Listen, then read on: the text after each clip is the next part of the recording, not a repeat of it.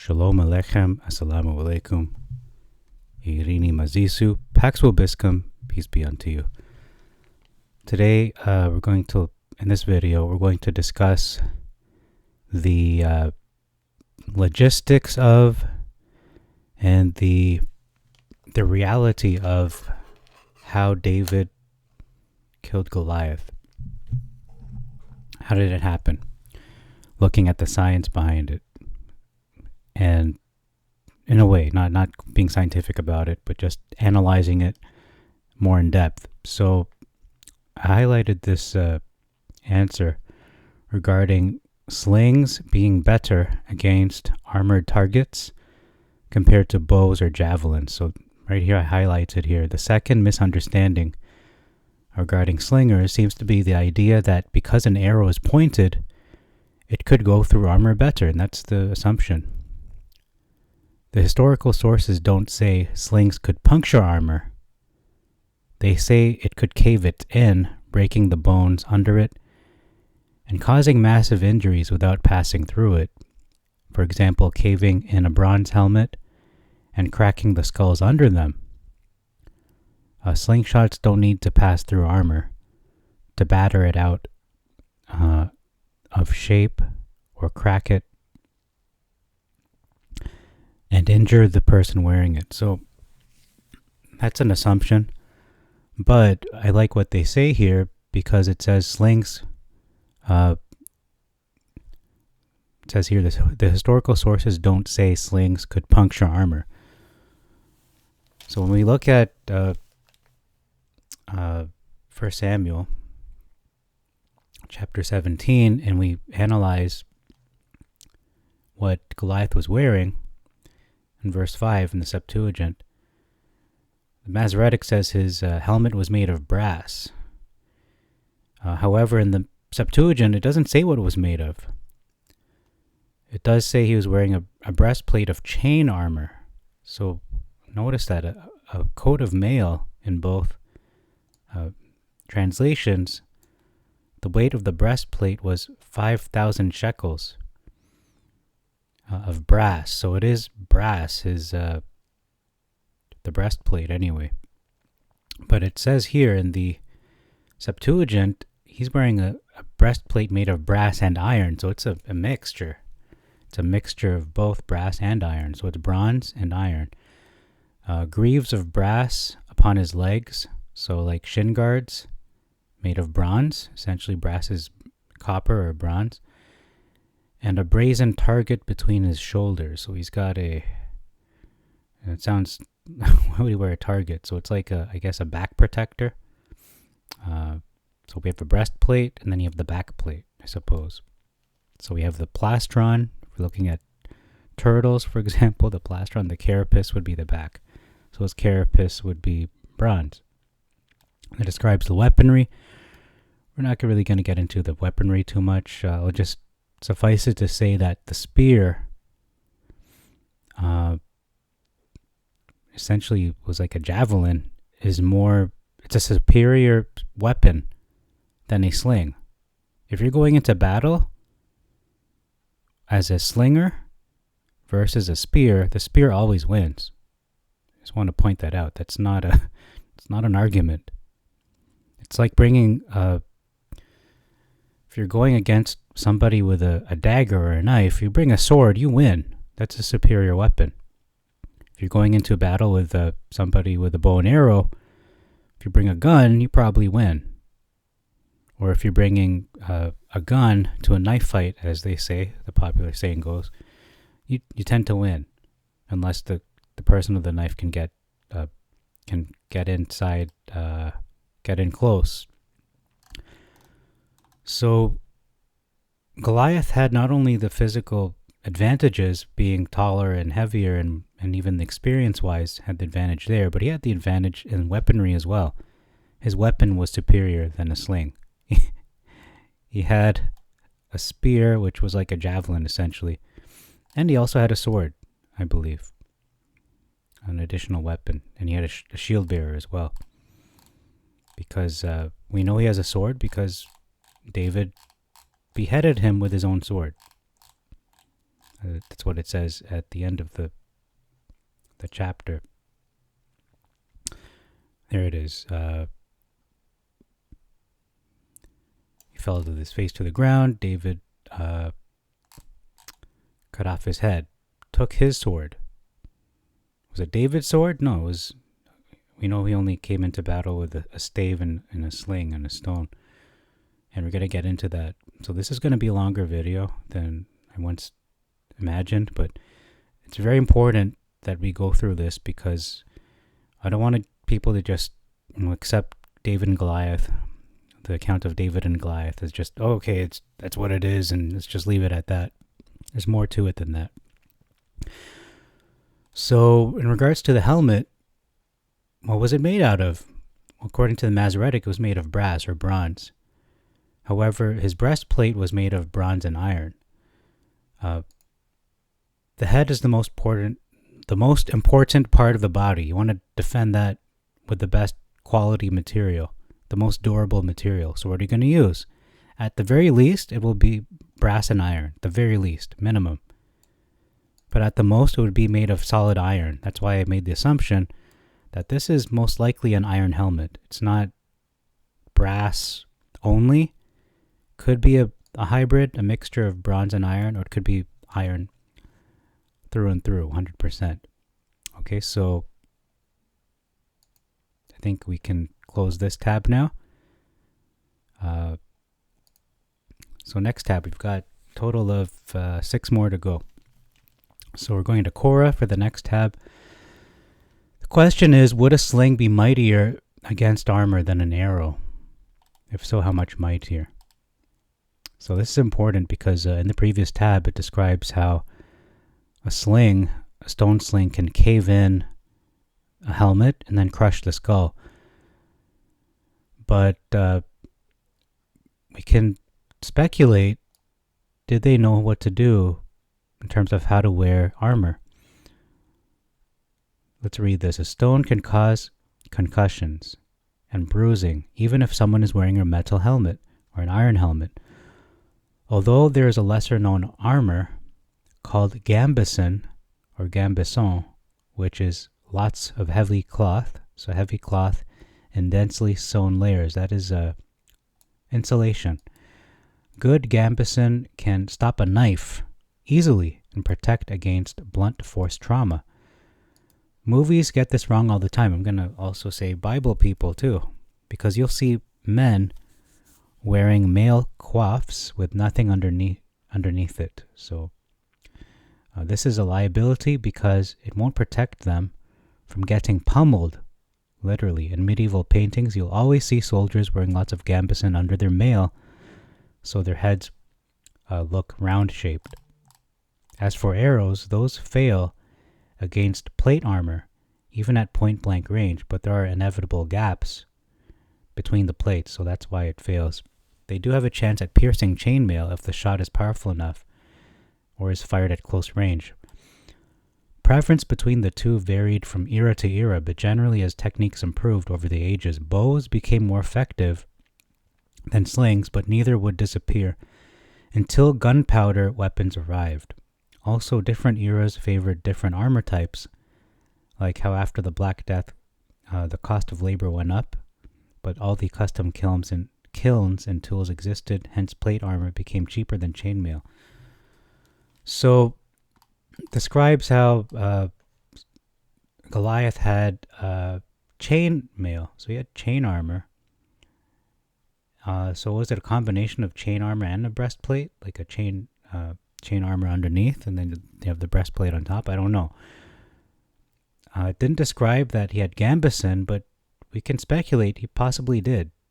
Maybe he did have gambesson, and that would cushion the head and prevent concussion from stone slings or even arrows or whatever, what have you, even from a strike of a sword or a club, whatever weapon. Okay, 5 more to go. The next question is, just how effective were slings as weapons? So this is from Reddit. There are a few sources that suggest that slings were exceptionally dangerous weapons.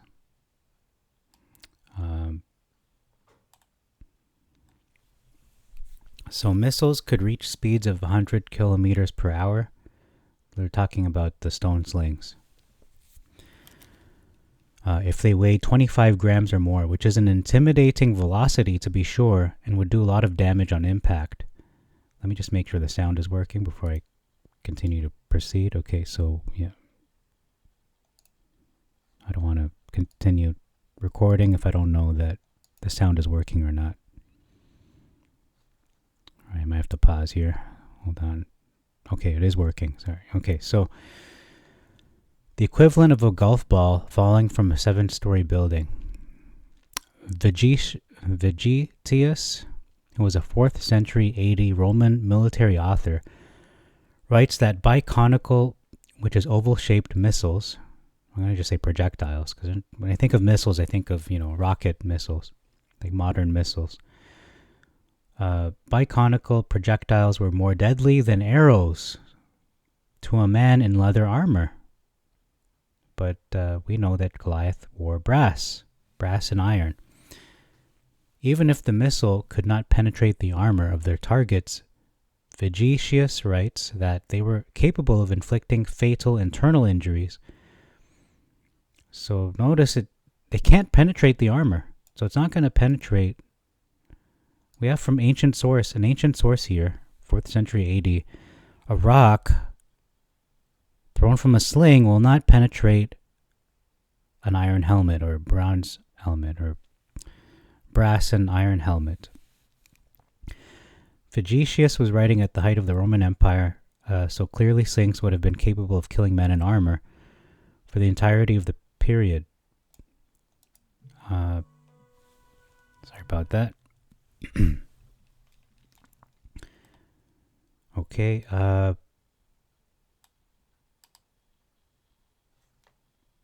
So my question is, if armor did not work, an iron helmet or a brass helmet or a mix of both, why would Goliath wear it at all? That's my question for you. Answer, it works. It works, but it didn't work in this instance because God intervened and he caused a miracle to happen. Because as we read in 2 sources already, one from a 4th century AD Roman individual there, and then we have other people on the internet discussing how a stone thrown from a sling, launched from a sling as a projectile, will not and cannot, it is physically impossible for a stone to penetrate an iron helmet. That is not possible. Okay. So why am I opening this tab here? I think it's because of this little from Michael Orrick here. Okay, so we'll read this one next. Question is, was a typical slingshot or a sling more effective at armored targets? So this is a really good answer from Michael Orrick on Quora. No, ancient sling bullets were not more effective than arrows against armored targets. They did range up to 200 meters, farther than ancient arrows. That's interesting. I've never read that before. They have a farther range. I mean, it depends on the arrow, right? The bow and arrow. Most sources I've seen say that arrows go further than sling stones. Neither was very effective against bronze or iron armor. So that's why I bring this up. Notice this is a third source saying a sling is not effective against bronze or iron armor. Goliath wore bronze and iron armor. Against mail, the bullet could have more impact force, and by bullet he means the rocks, but its bluntness prevented any penetration. A sharp arrow is more likely to get through mail armor. Both relied on hitting where the armor was not.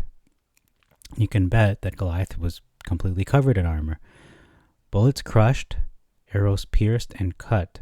You do not necessarily have to defeat his armor to defeat the man wearing it. Hitting unprotected areas can make an enemy less effective. So notice in the account in 1 Samuel 17, David did not hit an unprotected area. A lot of people like to imagine that this is like a Star Wars New Hope scenario. Luke Skywalker, on the in the Death Star, March. I don't know what they call it, but anyway, shooting the two torpedoes into the little crack. And that's a scenario here that is not what happened. That's how I always imagined it, though, until recently.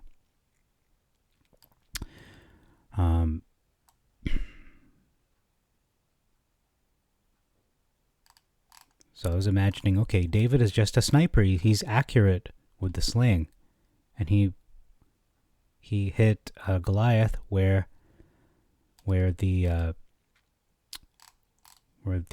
helmet was not protecting his forehead. That's what a lot of people. That's how they explain it.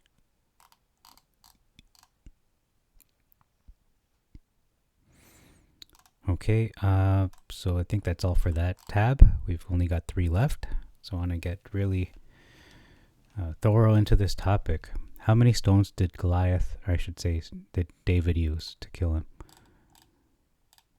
He only needed 1, so this is the popular belief.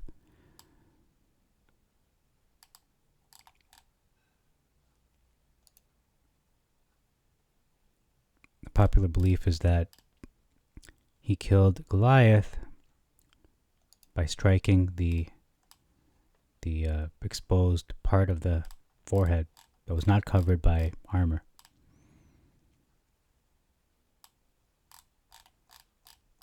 So I'm not sure why this tab is open right now. Okay, he was felled by the sling, but how can he? Okay, I guess this tab is just, it is a, I'm not sure why I had this open. I'm going to close it then. We've got 2 more tabs. Was ancient classical era typical slingshot more effective at armored targets than bows at the time? What was the range difference? Okay, so we just read that.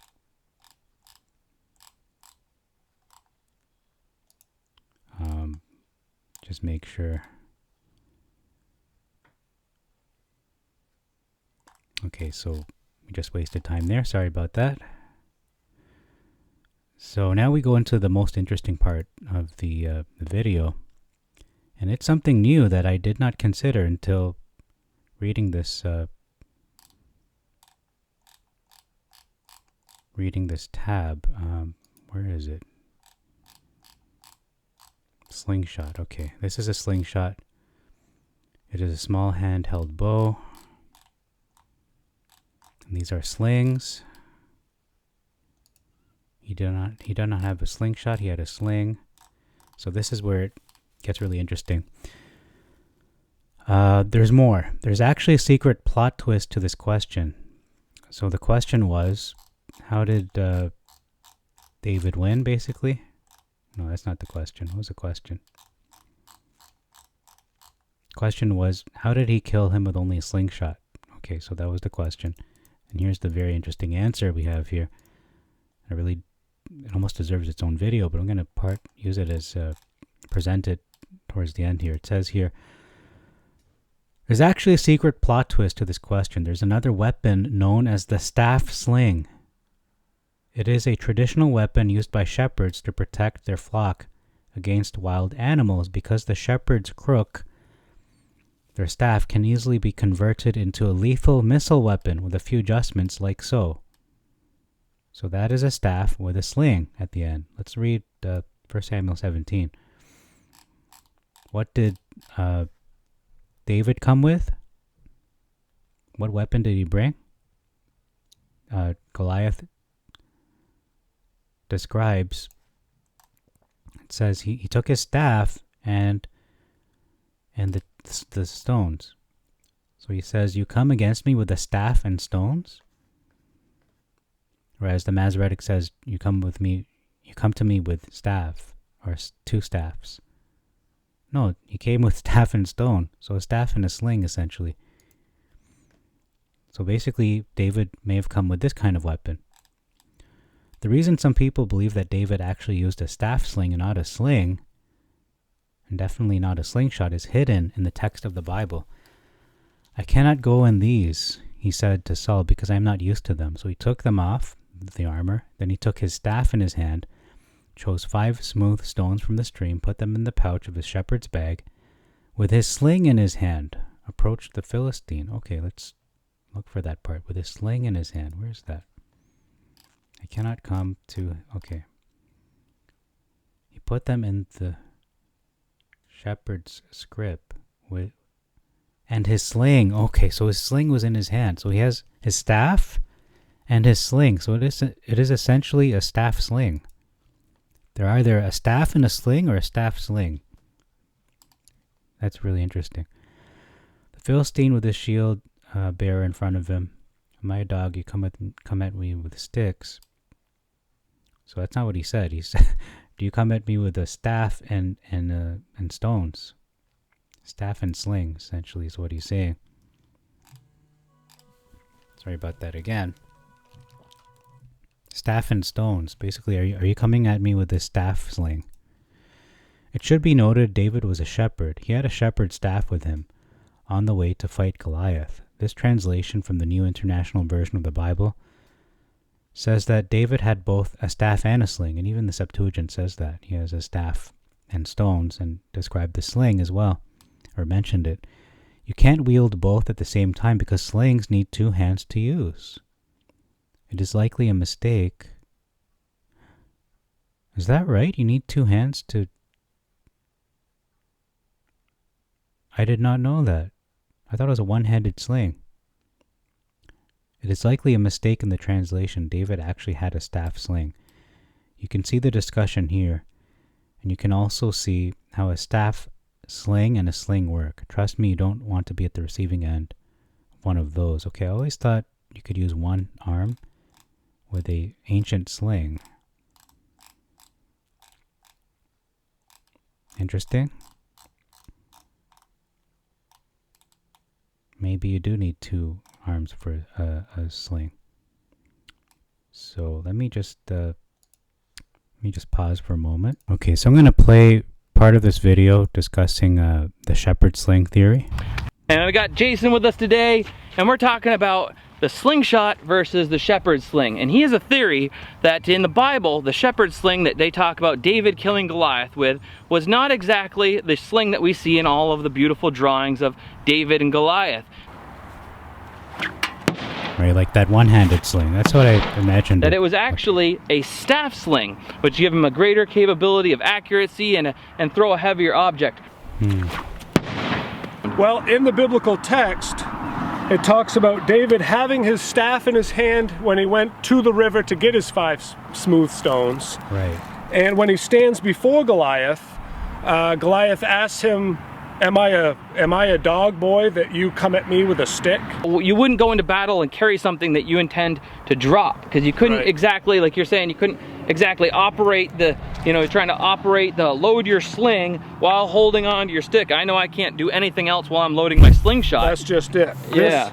This traditional shepherd sling takes 2 hands to perform. So what do you do with your stick? You just... You're gonna have to toss it on the ground, and that makes no sense. Yeah, at least not until after. So let's rig up the slings, and we're going to test out speed, power, and accuracy, and see which one's faster, which one's stronger. Let's make it happen. So I just watched one demonstration of the traditional shepherd sling, right? All right, so this is the staff sling, and the one that Jason prefers. And man, he's accurate as heck with this thing. It's just basically a sling, but it's tied onto here instead of this one's tied to your finger, and this loop, instead of being looped on your other finger as you flip forward, goes on the end of the stick. Okay. Gives you the leverage of the whole pole plus your line here, and you can lock it in so as you're walking around, you can hold it up against the stick and then just be able to flip it down, and you're in action mode, and boom, you're going for it. Wow. It's more accurate, yeah, it's true. Whereas the other sling, you spin it around and you throw it at your game. You might be scaring them off. And tuck it at the ground. It's less accurate. Do its work. I think it's actually a more viable, quick solution. And you always have your stick too there, so if you miss, or if you do hit it and you gotta finish it off, whatever your game is, boom. David's talked about killing bears and lions, and I'd want a stick with me. Right.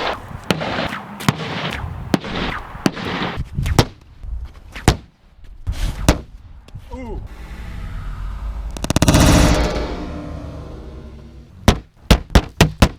So Jason's been flinging these size rocks here with the staff sling with a great degree of accuracy. And I made a tough slingshot with double Thunderband gold and a big rock chucker pouch. And the most I'm probably going to be able to shoot is stuff like this size.